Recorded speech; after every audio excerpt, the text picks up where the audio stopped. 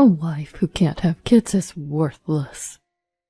If you don't get pregnant soon, I'll have a child with someone else. Tired of being blamed and bullied every day for our infertility, I divorced my husband. I had married the only son of a family that runs a historic hotel, only to realize they saw me as nothing more than a tool for producing children. After the divorce, I got pregnant with my new husband. After giving birth, I decided to visit my ex-husband's hotel to execute a certain plan. My name is Zena, and I'm turning 35 this year. I married Tony, who's the same age as me, 3 years ago. We met at the hotel where I worked. His family owns a hotel in a tourist area, and he came to my hotel for a 1-year training program to learn a high level of hospitality. Though he was initially puzzled by the different customer service methods, I found his dedication admirable. He seemed to be impressed with my work ethic as well. We got along well, partly because we were the same age, and eventually became a couple after he asked me out. When his training ended and he was about to return to his hometown, he proposed, saying, "I don't want to be apart. Will you come with me?" He had been divorced before, so my parents objected, but we managed to persuade them and got married. His family runs a well-known historic hotel in the area. Currently, his father was the manager, his mother the assistant manager, and his sister a concierge. My husband was in a sort of managerial training position. I thought I would help out at the family hotel after marriage, but his mother told me, "Zena, just be a housewife and give us grandchildren as soon as possible." Apparently, the issue of who would inherit the hotel was a contentious one. The family was divided into 2 factions, one supporting his sister and the other supporting my husband. His sister already had a daughter in middle school, so her faction had the upper hand. His mother, who favored him, was not pleased. "If Tony has a child, everyone's opinion will change, so have a child as soon as possible," she would always say to me. But a year passed, and we still didn't have a child. My husband, who initially said, "We're not getting any younger, so it'd be great to have a child soon," started blaming me, saying, "Hurry up, or my sister will become the heir. Why can't you get pregnant?" Of course, his mother would also berate me almost daily, saying, "Why haven't you had a child after a year? What do you think we made you a housewife for?" I was starting to resent being treated like a tool for my husband to become the heir by both him and his mother. One day his mother suggested, "Why don't you go get tested, Zena?" I had been wondering if either of us had a problem since we hadn't conceived after nearly 2 years of marriage, so I agreed. "I'll check with Tony and we'll go together," I said. She retorted, "What? You're saying Tony might have a problem? It's your fault we don't have grandchildren." I was angry at her for assuming the problem was solely mine, but I thought if it turned out I was fine, she would encourage him to get tested too. Reputation seemed to be crucial in the hotel business, as even a small rumor could affect it. "We can't have rumors that the wife of our hotel's heir is infertile," she said. So I had to go to a big hospital in the city. It was quite a distance, so even though I left in the morning, I didn't get back until after 6 o'clock. As soon as I got home, my mother-in-law called. The timing was as if she had been watching me. "So, Zena, what did the doctor say? Did they find out what's wrong?" Her tone still suggested that the problem was with me. "No, the doctor said there's no specific cause. They think it might be due to daily fatigue, poor diet, and stress." "Fatigue? Stress? What are you talking about? You're just lounging around the house all day. Maybe you should change doctors." I wanted to shout, "Your comments are causing my stress. You're the one who sent me to a far-off hospital because you're worried about rumors." But I held back, knowing she'd just blame me again. I told my husband what the doctor said, but his reaction was the same as his mother's. "Just get pregnant already." I wanted him to get checked too, so I said, I want you to come with me next time. Do you think I have that kind of time? And I'm more recognizable than you.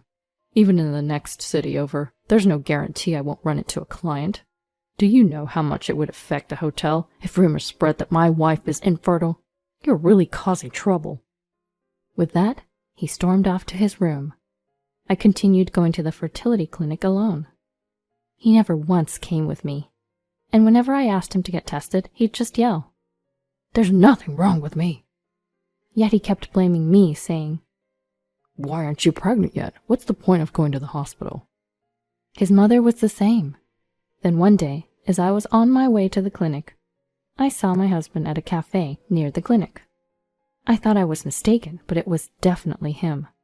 I was about to walk over, happy that he might be willing to go to the clinic with me, when a woman joined him. They held hands and walked off together. I followed them, and they went into a nearby hotel. I was stunned. I couldn't bring myself to go to the clinic that day, and went straight home.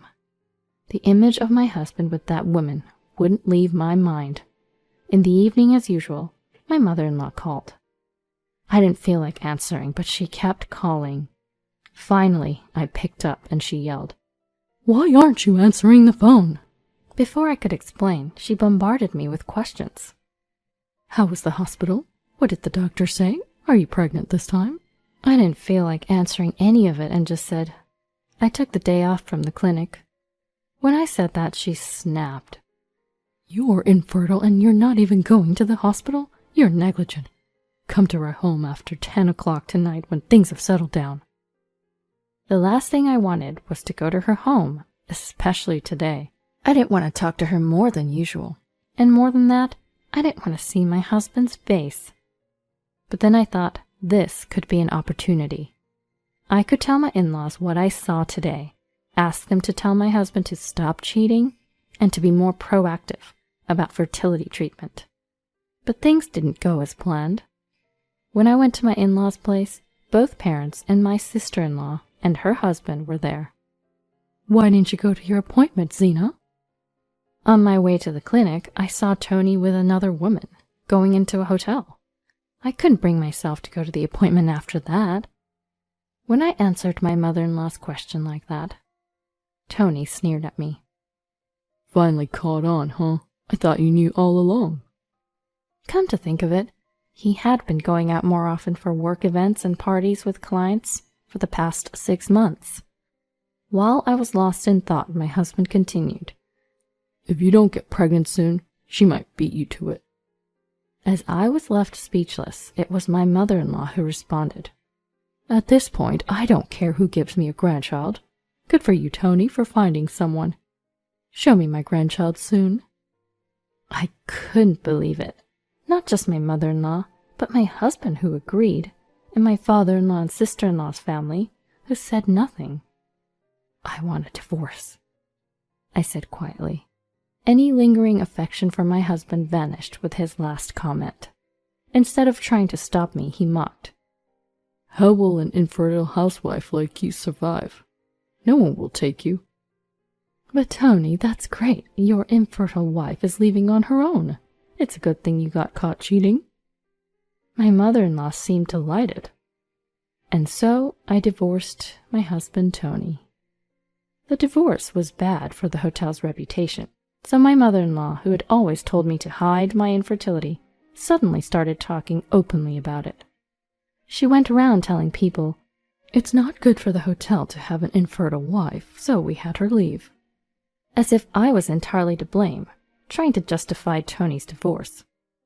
2 years after my divorce, I remarried. I had told my current husband that I might be infertile, but he's a very warm person who accepted me. And I got pregnant with our child. I couldn't believe it, and I went to 3 different OBGYNs, but they all confirmed that I was pregnant. I remember celebrating with my husband until morning. We shared our joy, cried, laughed, and then realized we shouldn't be up so late for the baby's sake. During the pregnancy, I took extra care with my diet and exercise to minimize risks due to my age. When our son was born, I was so moved that I forgot all the pain and struggles I had been through.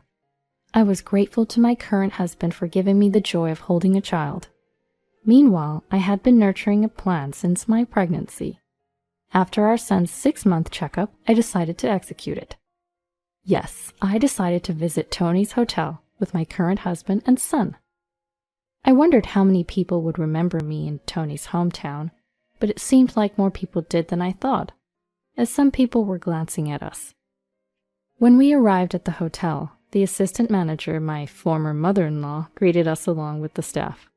Since my last name had changed after my marriage, no one seemed to realize at the time of booking. "Welcome, thank you for coming all this way, right this way," she said, and the look on her face when she finally looked up and saw me was unforgettable. Her face was a mix of surprise and regret, not a good look for the assistant manager of a historic hotel. Still, she had no choice but to put on a fake smile and instructed the staff to show us to our room. After relaxing in the room for a while, I asked my husband to take our son for a walk for about 2 hours. I told my kind husband that I wanted to have a serious talk with the assistant manager here, as they had helped me in the past. He agreed without hesitation. After they left, I asked the staff to call the assistant manager and Tony, who had been promoted from a trainee manager to the same position as my ex-mother-in-law. About 30 minutes later, the two of them arrived. Tony probably heard about the situation from his mother and was glaring at me as he entered. "I wanted to thank you for the past. Thanks to divorcing Tony, I found someone new and even had a son. We're here to enjoy your hotel." As I said this, my former mother-in-law's face twisted more and more. "You probably didn't give birth to that child. He's from a previous marriage or a relative, right? You don't have to go to such lengths to show off," my ex-husband said as if he knew everything. At his words, my former mother-in-law's face brightened for a moment. In response, I placed my son's birth certificate on the table. "As you can see from this, he is genuinely my son." Their faces twisted at my words and the certificate. I continued without concern. "I just wanted to let you know that I had a son since both of you were so worried about my infertility.